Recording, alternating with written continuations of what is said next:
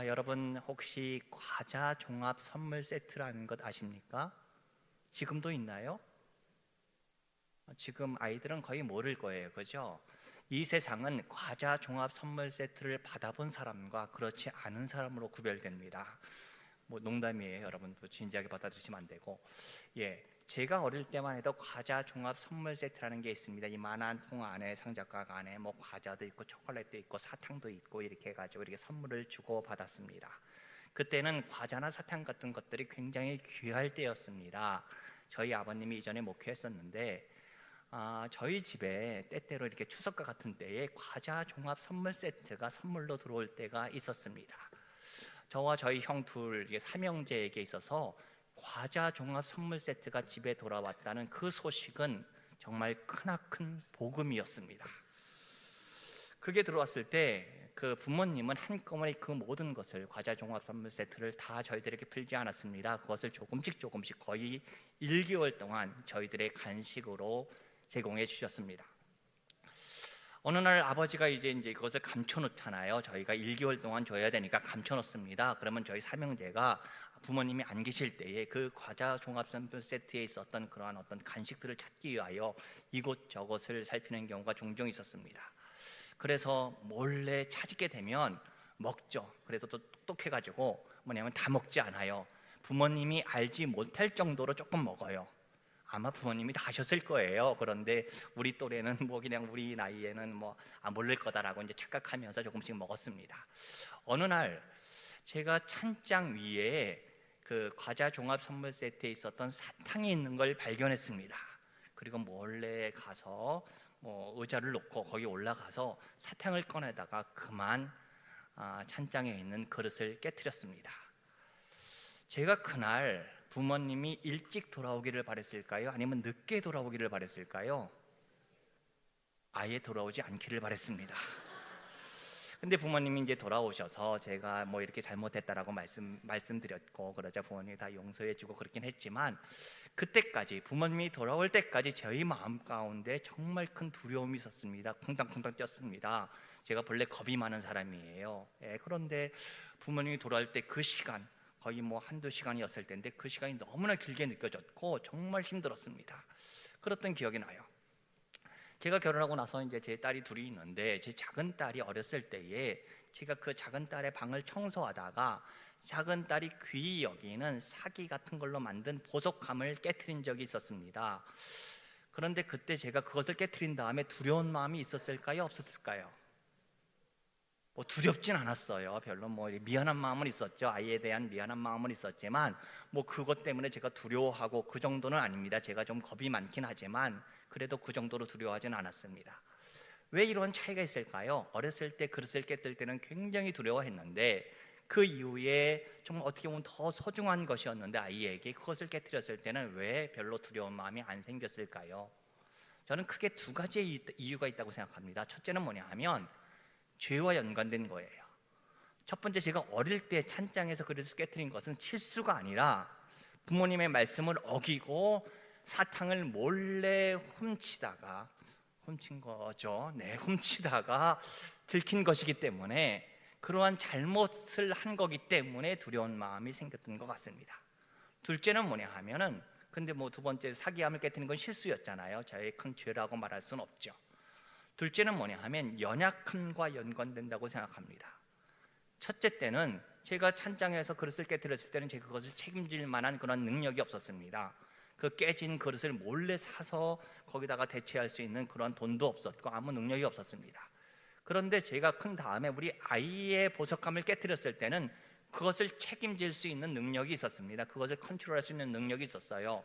아이가 만약 원하면 똑같은 보석함을 사서 줄 수 있을 그런 능력이 됐습니다. 이처럼 우리 마음 가운데 두려움이 생기는 가장 중요한 두 가지 이유는 뭐냐 하면 하나는 죄와 연관된 것이고 또 다른 하나는 연약함과 연관된 것입니다. 내가 죄를 썼을 때 우리 마음 가운데 두려움이 있습니다.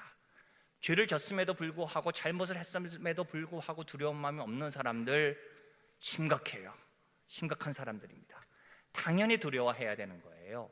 그런데 너무나 죄를 일상적으로 짓다 보면 좀 무뎌져서 두려운 마음이 없어지는 사람들이 있긴 하지만 그러한 사람들은 정말 문제가 있는 사람들이고요. 일반적으로는 죄를 지으면 두려운 마음이 생깁니다. 둘째는 뭐냐 하면 내가 컨트롤할 수 있으면 두려운 마음이 적게 생기는데 거의 생기지 않는데, 내가 컨트롤할 수 없는 일들을 만날 때에 우리가 두려운 마음이 생깁니다. 어떤 문제가 발생했습니다. 그런데 내가 그것을 컨트롤할 수 있어요. 해결할 수 있으면 별로 두렵지 않아요. 근데 문제가 생겼는데 내가 도저히 그것을 감당할 수 없을 때에 두려운 마음이 생깁니다. 언제 가장 두려운 마음이 생기냐 하면은 이 둘이 겹쳤을 때 가장 두려운 마음이 생겨요. 내가 죄를 졌습니다. 잘못을 했습니다. 그런데 두려운데 그 잘못으로 인하여 발생된 것을 내가 해결할 능력도 없는 거예요. 그럴 때 정말 두려운 마음이 생깁니다. 본문에서 야곱이 처한 상황이 이러한 두려움의 상태였습니다. 야곱은 이후에 벌어질 일들에 대하여 자기 스스로 컨트롤할 수 있는 그러한 능력이 없었습니다. 그래서 두려웠습니다. 오늘 본문 앞에 있는 32장 7절을 보면 야곱의 마음을 성경이 이렇게 묘사하고 있습니다. 야곱이 심히 두렵고 답답하여 라고 말하고 있습니다. 뭐 때문에 야곱이 이렇게 두려웠을까요? 본문의 사건보다 약 20년 전에 어떤 일이 벌어졌냐 하면 야곱이 그의 형 에서로부터 장조의 축복을 가로채는 그러한 사기 사건이 벌어졌습니다. 아버지가 장자에게 축복을 해야 되는데 아버지가 약간 눈이 어두워졌을 때, 아버지 이삭이 눈이 어두워졌을 때 아버지를 속였습니다. 그리고 형 에서를 속여서 자기가 대신 장자의 축복을 받았습니다. 형 에서가 너무나 화가 났습니다. 분노했습니다. 내가 아버지가 돌아가시기만 하면 내가 너에게 보복할 거야 라고 마음먹었습니다. 이 보복에 대한 두려움 때문에 야곱이 자기의 고향을 떠나서 삼촌이 살고 있었던 하란, 삼촌 라반이 살고 있었던 하란으로 도주했습니다. 여러분, 가나안부터 하란까지가 정말 먼 거리예요. 지금처럼 자가용이 있던 시대도 아니고 말이 있던 시대도 아니었어요. 그때는요. 거의 짐은 나귀를 끌고 가고 거의 걸어서 가야 되는데 서울부터 부산보다 훨씬 먼 거리였습니다. 약 400km 좀 넘을 것 같아요. 그 정도의 먼 거리에 그 주변에 얼마나 어려움들이 많이 있었겠습니까? 그러한 일들이 있었음에도 불구하고 에서가 더 무서워서 그가 그쪽으로 피신했습니다. 20년 동안 거기 살다가 하나님께서 야곱에게 말씀하셨습니다. 고향 가나안으로 돌아가라. 그 말씀에 순종하여 야곱이 20년 동안 살던 그곳을 버리고 다시 가나안으로 돌아가는 그러한 과정 가운데 오늘 본문의 사건이 일어났습니다. 그가 하나님의 말씀에 순종했어요. 가나안 땅으로 가라는 하나님의 말씀에 순종하니까 그가 장애물을 만났어요. 그 길이 평탄하지 않았습니다. 하나님의 말씀에 순종해도 그 길이 평탄하지 않을 수가 있습니다. 하나님 안에서 우리가 바르게 산다 할지라도 우리의 삶 가운데 장애물이 있을 수 있습니다. 하나님의 말씀에 순종하면 장애물이 다 없어지면 얼마나 좋겠습니까? 순종한 만큼 장애물이 없어지고 평탄대로가 되면 얼마나 좋아요. 아마 그러면 이 세상에 있는 모든 사람이 교회에 나올 거예요. 그렇죠? 교회에 나와서 신앙생활 잘하면 삶이 다 평탄해져. 복권을 살 때마다 가장 1등의 복권이 당첨돼. 그러면 모든 사람이 교회 나오지 않겠습니까? 그런데 그렇지 않아요. 하나님의 말씀에 순종해도 장애물이 있을 수 있고 하나님의 말씀에 순종하지 않아도 장애물을 만날 수 있습니다. 그러므로 장애물과 연관돼서 중요한 건 뭐냐 하면은 어떻게 해야지 장애물을 피할까? 그게 아니에요. 장애물은 항상 우리 앞에 있습니다. 어떻게 그 장애물을 대면해야 할까? 그것이 중요한 것입니다. 어떤 한 철학자가 이런 말을 했습니다. 독수리가 빠른 속도로 평형을 유지하면서 안정감 있게 날기 위해서 한 가지의 장애물을 극복해야 된다. 그 장애물이 뭔지 아십니까? 바로 공기입니다. 그런데 그 장애물이 없으면 독수리가 잘 날 수 있을까요? 여러분, 독수리가 진공 상태에서 날 수 있을까요? 없습니다. 장애물이 곧 그가 날 수 있는 조건이 됩니다.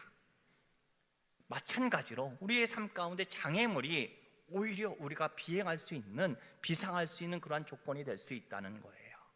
우리 삶 가운데 있는 어려움들이, 문제가 오히려 우리가 하나님 앞에서 흥결한 사람, 정말 하나님으로부터 쓰임받는 사람, 하나님의 축복에 받기에 합당한 사람으로 변화될 수 있는 조건이 되기도 합니다. 야곱이 하나님의 말씀에 순종하여 가나안 올 때 그 앞에 크나큰 장애물이 있었습니다. 바로 에서였습니다. 20년 전에 자기가 형을 속여서 에서가 받아야 될 장자권을 자기가 갈취했는데 정말 그로 인하여 분노의 마음을 갖고 있었던 그 형 에서가 야곱의 장애물이었습니다. 그 에서가 가나안에서 야곱을 기다리고 있었어요. 아니, 야곱을 마중 나가고 있었어요. 그런데 그냥 나가는 게 아니라 400명이나 되는 사람을 데리고 나가고 있었습니다. 왜? 야곱을 환영하기 위해서 400명이나 되는 사람을 데리고 나갔을까요? 그렇지 않을 거예요. 네가 몇 명의 부하들을 데리고 와, 종들을 데리고 와, 나는 400명이나 있어 하면서 야곱을 치기 위하여, 야곱과 한판 붙기 위하여 아마 나갔을 것입니다. 그것을 야곱이 알았습니다. 정말 자기가 지은 그런 과거의 죄 때문에도 마음 가운데 불안함이 있는데 그 형, 도저히 자기가 힘으로 감당할 수 있는 형이 400명이나 되는 사람들을 데리고 자기를 기다리고 있으니 얼마나 그 앞에서 두려움과 답답함이 있었겠습니까? 그런데 그 두려움 앞에서 야곱이 홀로였습니다. 이 장애물은 야곱 혼자 대면해야 될 문제였습니다. 그러니 얼마나 힘들어요. 다른 사람과 함께 나눌 수 있으면 좀 나은데 나 혼자 그 장애물을 대면해야 돼요. 본문이 이렇게 말합니다. 야곱은 홀로, 우리가 혼자일 때가 있어요. 문제를 만났는데 그 문제를 누구와 함께 나눴으면 좋겠어요. 누가 좀 덜어줬으면 좋겠는데 아니라 오롯이 내가 감당해야 될 그러한 장애물을 우리가 만나는 경우가 있습니다. 혹시 지금의 우리의 모습이 야곱의 모습은 아닙니까? 내 앞에 어떤 장애물이 있는데 그 장애물이 멀리 있지 않아요. 우리 가정에 있을 수도 있습니다. 아이가 장애물일 수도 있어요. 우리 주변에 어떤 직장들, 여러 가지 나의 앞길 미래가 장애물일 수 있습니다. 근데 그 장애물을 누가 도와줬으면 좋겠어요. 그런데 도와줄 사람도 아무도 없어요. 오롯이 내 혼자 그 장애물을 대면해야 되는데 그 장애물 앞에서 두려워하고 답답해하는 그 모습, 그 야곱의 모습이 지금 우리의 모습은 아닙니까? 혹시 우리가 과거를 살아가면서 이러한 비슷한 장애물을 경험하진 않았습니까? 어쩌면 우리의 미래에 이러한 장애물이 우리 앞에 있을 것입니다. 그런데 감사하게도 본문은 여기서 끝나지 않습니다. 본문 다음에 금방 야곱이 홀로 다음에 있습니다. 야곱이 홀로 다음에 본문이 이렇게 말합니다. 어떤 사람이 날이 새도록 야곱과 씨름하다가, 야곱이 홀로 있을 때 어떤 사람이 등장했습니다. 그리고 야곱과 씨름했습니다. 어떤 사람이 누구일까요? 본문 28절과 30절을 보면 그분은 바로 하나님이십니다. 하나님께서 야곱을 찾아오셔서 야곱과 씨름하셨습니다. 근데 우리가 오늘 본문 가운데 주목해야 될 게 있냐면은 야곱이 하나님과 씨름한 것이 아니라 하나님이 야곱과 씨름했다라고 나오고 있습니다. 하나님께서 정말 장애물 앞에서 두렵고 위롭고 정말 나는 아무것도 없어, 나를 의지할 것이 아무것이 없다고 느끼는 그 순간에 하나님께서 야곱을 찾아오셔서 야곱과 씨름하셨다는 거예요. 그 문제를 해결하기 위해서, 야곱이 도저히 혼자 감당할 수 없는 그 문제, 그 장애물을 해결하기 위하여 하나님께서 직접 찾아오셔서 야곱에게 싸움을 거셨습니다. 여러분, 지금 야곱이 당면한 문제가 무엇일까요? 야곱이 당면한 문제는 에서였습니다. 야곱의 장애물은 에서였어요. 에서의 원한을 풀어주는 것, 에서와 화해하는 것이 야곱의 문제였습니다. 지금 마음 가운데 원한이 있는 사람은 야곱이 아니라 에서였어요. 야곱의 문제를 해결하기 위해 하나님은 누구를 찾아갔어야 됐냐면 야곱이 아니라 에서를 찾아갔어야 됐어요. 에섭을 찾아가서 에서에게 다른 복을 좀 주면서 좀 나 마음 좀 풀어라, 분노 좀 풀어라 라고 말해야 되는 것이 맞는데 하나님은 에서를 찾아가지 않아요. 그리고 야곱을 찾아오셨습니다. 왜? 야곱의 문제는 에서가 아니에요. 야곱의 문제는, 야곱의 근본적인 문제는 바로 야곱 자신이었습니다. 그래서 하나님께서는 에서를 찾아가지 않고 야곱을 찾아왔던 것입니다. 하나님은 야곱의 문제를 해결하기 위하여 야곱에게 다가오셨습니다. 그리고 야곱과 싸우셨습니다. 야곱과 씨름하셨습니다. 혹시 지금 우리가 만나는 그러한 장애물도 그 장애물, 내가 생각하는 그 장애물이 문제가 아니라 바로 나 자신이 더 큰 장애물은 아닐까요? 여러분, 대부분 뭐 결혼하셔서 자녀가 있는 분들 많을 텐데 자녀가 우리의 장애물이 되는 경우 종종 있죠. 힘들어요. 자녀를 키우는 게 정말 힘들어요. 뭐 공부 잘하는 자녀들도 힘들고 공부 잘 못하는 자녀를 키우는 것도 힘들어요. 그걸로 인해서 버거워하고 힘든 경우가 있지만 부모로서 사실 그보다 그 아이가 잘 되기만 하면, 공부만 잘하면 모든 게 해결될 거라고 생각하는데 그렇습니까? 혹시 내가 장애물이라고 생각하는 그 장애물이 진짜 장애물이 아니라 내 자신이 더 큰 장애물은 아닐까요? 재물이 없으면 장애물이 되는 경우가 있습니다. 내 가까이에 있는 그 대상이 장애물인 경우가 있어요. 어떤 경우는 신앙 공동체 안에 장애물이 있는 경우도 있어요. 가장 가깝던 믿었던 그 사람이 나의 장애물이 되는 경우도 있습니다. 근데 그런 장애물이 없으면 우리의 인생이 평탄대로일까요? 저희 인생 가운데 인생을 좀 돌이켜보면 몇 가지 장애물들이 있었습니다. 가장 큰 장애물 가운데 하나가 유학 가는 거였어요. 유학 갈 때 토플 점수만 나오면 난 유학 갈 수 있어. 그러니까 토플 점수만 나오길 기대했습니다. 근데 어떻게 나왔어요. 운이 좋게 제가 영어를 못하는데 그냥 나왔어요. 그래서 정말 감사하다 하고 갔어요. 유학을 갔는데 지금 애들은 영어를 잘해요. 말도 잘하고 리스닝도 잘하는데 저희 때는 말도 못하고 안 들려요. 정말 이방의 어떤 코드예요. 이상한 언어를 해요. 근데 유학을 갔는데 무슨 말인지 모르겠어요. 아무리 공부해도 안 돼요. 제가 그때 느낀 게 있습니다. 공부해도 안 되는 게 있다. 내가 해도 안 되는 게 있구나라는 걸 처음 느꼈어요. 그런데 혼자 제가 만약에 왔으면은 아마 그냥 돌아갔을 거예요. 그런데 제 큰딸 어릴 때 하고 와이프는 직장 생활하다가 저 때문에 그만두고 유학 따라왔는데 제가 공부를 하다가 그만둘 수도 없는 거예요. 제가 어쨌든 끝내야 돼요. 그런데 도저히 끝낼 것 같지 않아요. 와이프가 저보다 머리가 조금 더 좋은 것 같아요. 근데 와이프가 공부했으면 더 낫을 것 같은데 와이프가 공부하는 게 아니라 제가 공부했는데 그 문제를 누가 공부해 줄 수도 없어요. 제가 다 해결해야 돼요. 그런데 도저히 감당이 안 돼요. 제가 많이 울었어요. 제가 때때로 그 비행기를 보면 비행기 소리가 나 위를 보면은 비행기에 사람이 왔다 갔다 해요. 내가 저거 탈 수 있을까? 그런 생각을 했어요. 그런데 그래도 어떻게 끝내고 박사과정만 들어가고 졸업만 하면 정말 지금도 때때로는 제가 졸업시험 보는 꿈을 꿔요. 악몽이에요.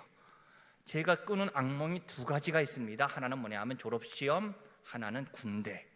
제대할 때가 됐는데 다시 영장이 나와요. 이런 군대가 꿈꾸는 경우도 있고, 졸업시험을 보는데 내일이 졸업시험인데 오늘 공부가 하나도 안 돼 있는 거예요. 그런 꿈들을 꿔요. 얼마나 힘들었으면 그런 꿈을 지금도 꾸겠습니까? 지금은 좀 덜, 과거보다 좀 덜 꾸지만 악몽 가운데 하나가 그런 거예요. 그런데 어떻게든 넘어갔어요. 장애물 넘어갔어요. 돌아만 오면 넘어갔어요. 취직만 하면 넘어갔어요. 그런데 아니에요. 지금까지도 저희 삶 가운데 계속해서 장애물이 있어요.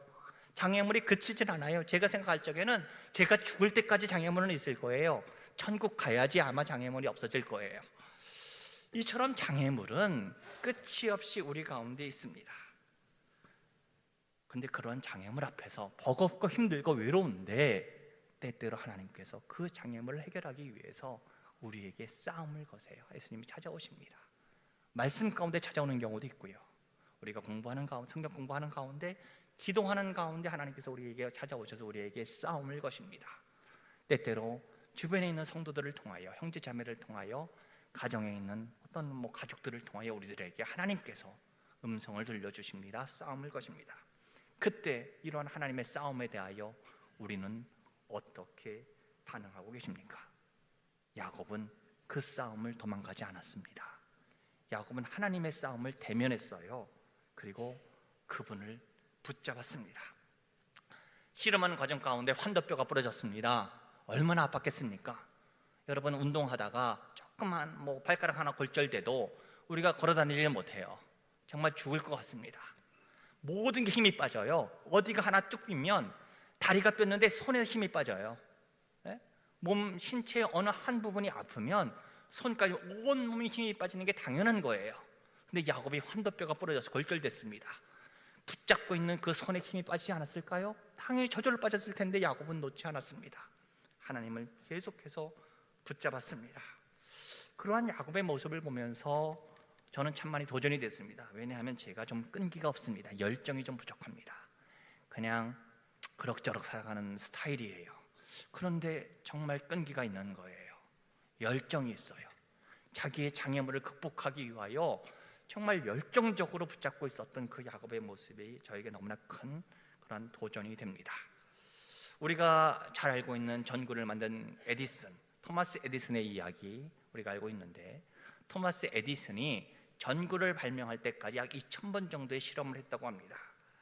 한 젊은 기자가 그에게 나와서 그토록 수없이 실패했을 때의 기분이 어땠습니까? 라고 물었습니다. 그때 에디슨이 이렇게 대답했다고 합니다. 실패라니요? 저는 실패한 적이 한 번도 없습니다. 단지 2000번의 단계를 거쳐서 전구를 발명했을 뿐입니다.